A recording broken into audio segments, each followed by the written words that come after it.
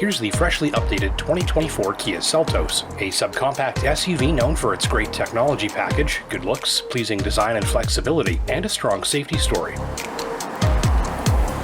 This machine originally hit the road in 2020 for the 2021 model year, and since then, owners and reviewers have been wishing for a more upscale interior and more power under the hood, so that's where Kia focused a lot of the attention for this 2024 model year update. Outside, it's a new and sharper look to the front and rear, and on board a standard panoramic driver display with a pair of optional dual 10.25-inch screens, creating a very futuristic dashboard and display combo like I'm used to seeing in much pricier machinery. Canadian pricing makes it $27,833 for the LX with front-wheel drive and $29,833 for the LX with all-wheel drive, which is standard from this point onwards as you climb through the trim grades. These include the EX and EX Premium with loads of additional content from the low to mid-30s. My tester is the Seltos SX, priced from $38,400, with the up-level turbocharged engine option, newly available this year, and leaving just the $41,000 Seltos X-Line with blackout graphics above it in the model lineup.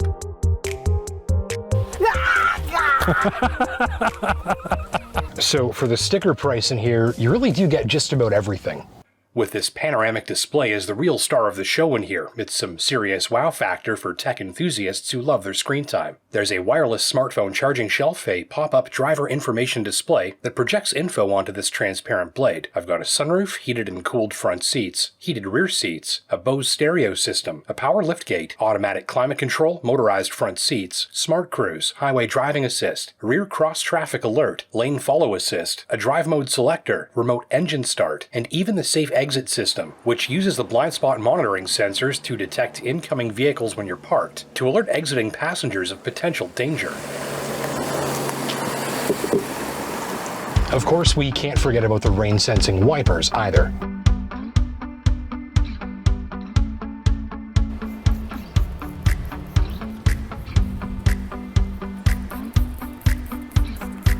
Nice decor, too. The light-colored leather, soft dash, and satin finish plastics work nicely with the clean lines and dramatic display to create a feel that's techy and inviting, with gloss black and metal accenting dialing up the modern flair. I love how the graphics on the screens match the fonts on the dials and buttons too. It's a clean and cohesive look that's subtle, but that nicely ties the physical and digital sides of the interior together. So there's the head-up display. Let me show you what that is, how that works, and an important tip to help you set it up properly so that you get the most out of it on your test drive. So there it is right there. A little bit tricky to get the camera to focus on that sometimes, but I think you've got the idea here. Now, making sure that that is set up and positioned properly is important, so here's what you're going to want to do. Notice down here it says hold OK for settings. And so if we hold the OK button here, watch what happens. And it pops up this little screen here on the right-hand side in our infotainment system. From there, we press head-up display. And now we've got display control, and we've also got content selection. So assuming you're happy with the information that's going to be displayed here, we go to display control there, and then we can use these arrows to angle that image up and down, or to rotate it counterclockwise or clockwise. So now as I tap up and down on the buttons here, you can see that I'm adjusting the position of that head-up display up there on the windshield in front of me. And so by just tapping up and down on these buttons here, we're able to manipulate the position of that head-up display here above the instrument cluster ahead of us. And as we get that set up for the proper viewing angle, you can see it just projects that information right there over the front edge of the hood. And if we don't like it, we can just make it disappear by pressing the HUD button down here. Physically tying the front and rear axles together, it's a high-capability all-wheel drive system with both torque vectoring and a locking center coupler for off-road or deep snow use.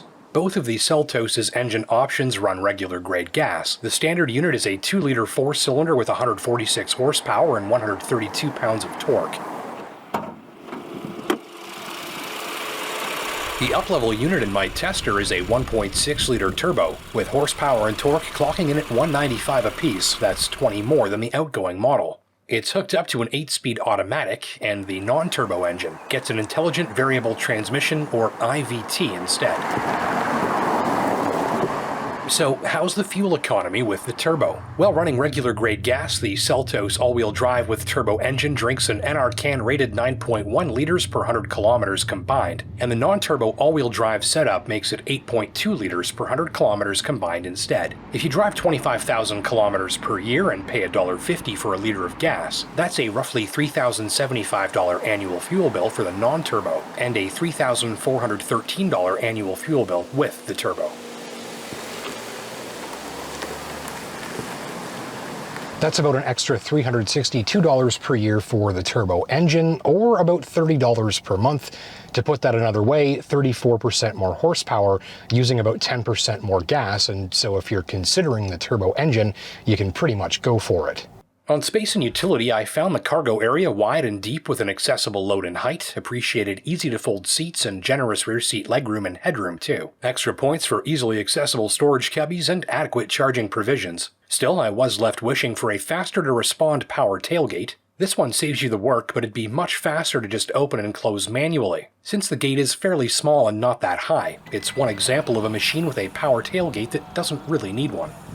Front seats are comfortable, though I wish the leather was a little less grippy on hotter days. And I noted no issues with space around me in my comfortable seated driving position. Here's a demonstration to help show you the answer to a common question. How roomy is the Kia Seltos? Alright, now you may not have seen inside of one of these before, so let me give you a sense of how much space you've got all around you. Headroom above with the cap on, sunroof in the case of this tester, about average there. I've got about 4 fingers worth.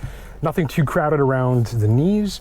I like how the controls are clustered into common areas. So we've got climate control, radio, additional climate controls here, central screen up there on that panoramic display. Down here we've got controls for the heated and air conditioned seats, four-wheel drive axle lock, downhill assist control, heated steering wheel. Plenty of storage here, cup holders, some change, electronic parking brake there.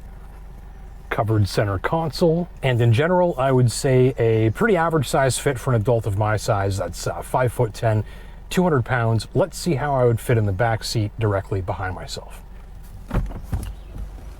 A tiny bit of a duck up here. You may have to watch your head on that just slightly. Knee room more than adequate. I've got about 4 or 5 fingers worth of width in front of my knees there. Center console that folds down here, 2 USB-C charging ports, and a little storage cubby there. Not a flat rear floor down in the middle, but plenty of room here for my feet. Headroom sort of disappearing a little bit back here. That's 4 fingers above my head instead of 5 fingers worth up in the front. So more than adequate knee room, more than adequate headroom for an adult of my size. Good amount of storage and charging all around, comfortable seats, good outward sight lines. All in all, I think you'd find 4 adults to have adequate space in all important directions and a good outward view of the car.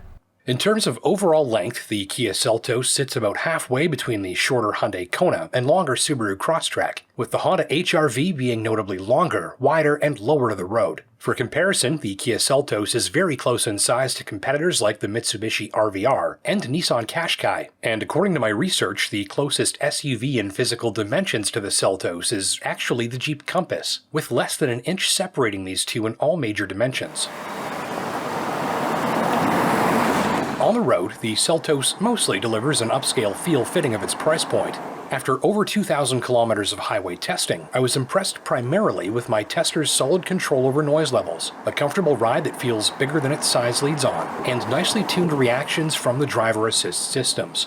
Those automatic wipers and the automatic high beams are both precise, respond quickly to changing conditions, and feel on the ball. Ditto the radar cruise system, which is easy to keep an eye on and manipulate with its control layout and handy on-screen graphics. In action, the system's automated inputs to your steering, braking, and throttle are smooth, predictable, well calculated, and become trustworthy in quick order, allowing drivers to relax a little on the open road, as the tech makes it easier for them to drive smoothly. Cabin noise levels are nicely managed with little more than tire noise apparent up to about 90 kilometers an hour, and wind noise not starting to become prominent until closer to 110.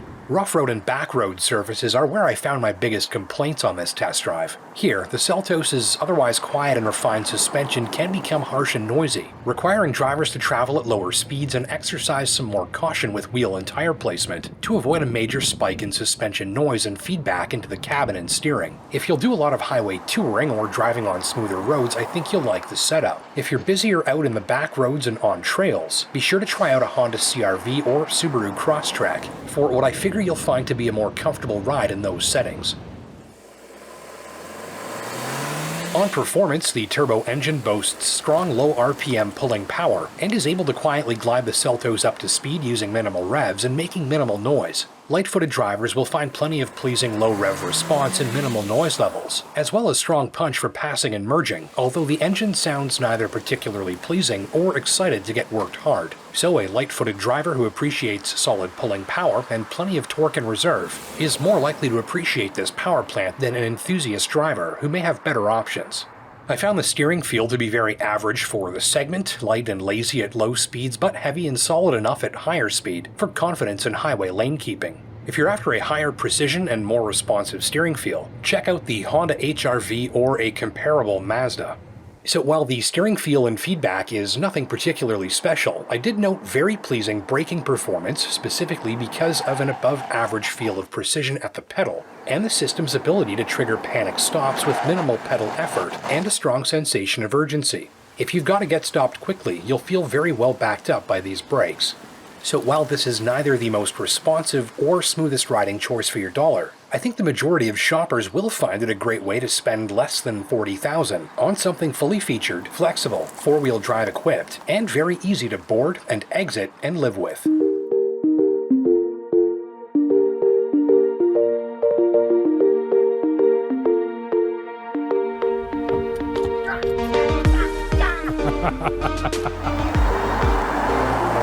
...2023 Ford Escape ST line, and you are going to love this video if you're considering one of these, if you're cross-shopping one of these, if you're comparing it to its competitors. But we're about to learn just everything there is to know about it, and then some. I've got a road test coming up for you, a headlight test coming up for you, but first let's start off by taking a look around in here.